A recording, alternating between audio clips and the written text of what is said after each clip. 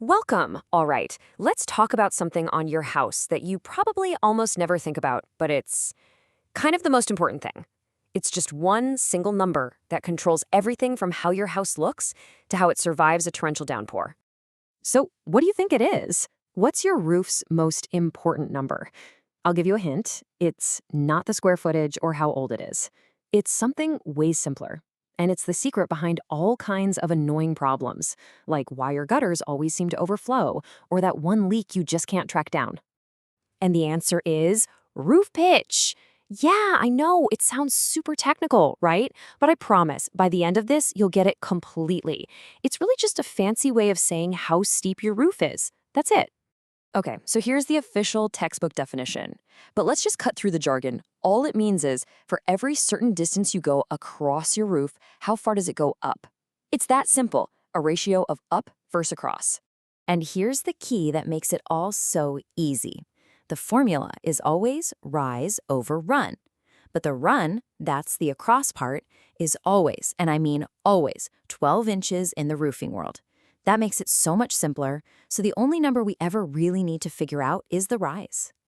So let's use a real-world example, a 612 pitch. What does that mean?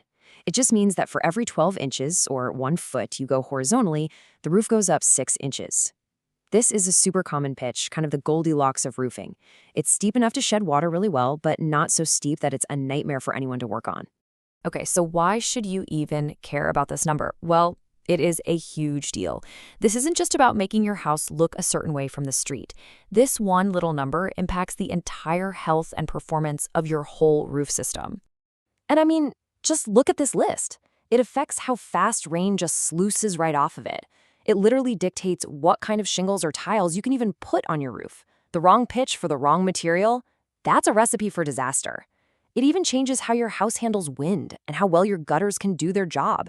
It's the whole shebang. So you're probably getting curious now, right? Wondering, what's my roof pitch? Well, the cool thing is you can actually figure this out yourself with a couple of basic tools. But, and this is a big but, you have to be incredibly careful about it. And I am not kidding here. Safety first. If you are even a little bit shaky on a ladder, just don't. Please, don't even try it.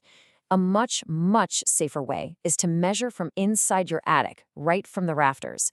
If you have any doubt whatsoever, skip it and call a professional. It is never, ever worth the risk. But if you're proceeding safely, here's how you do it. You take a 12-inch level, press it flat against the slope of the roof, and get that little bubble perfectly centered. Okay, so that level is your 12-inch run. Now, from the 12-inch mark on the level, measure straight up until you touch the roof surface again. That number, in inches, is your rise.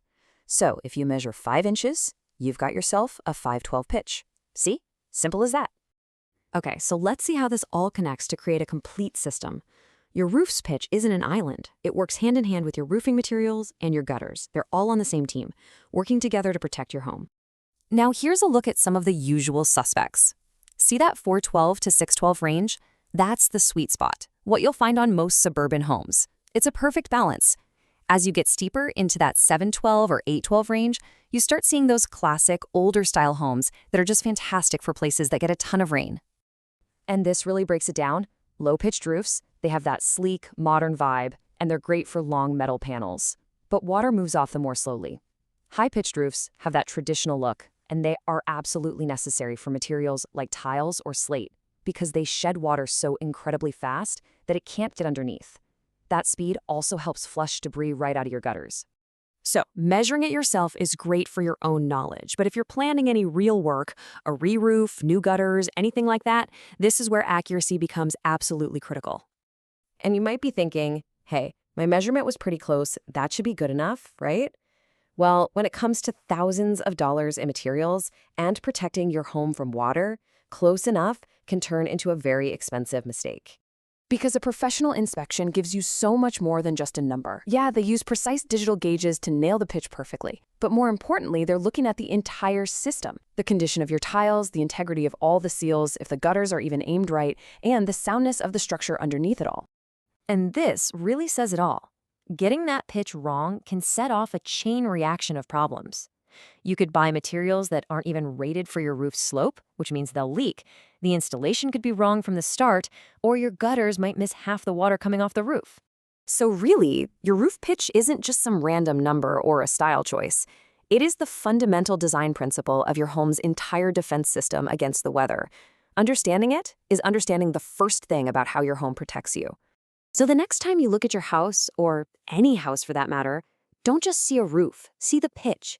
Is it steep and traditional, low and modern? Is it built for heavy rain or something else entirely?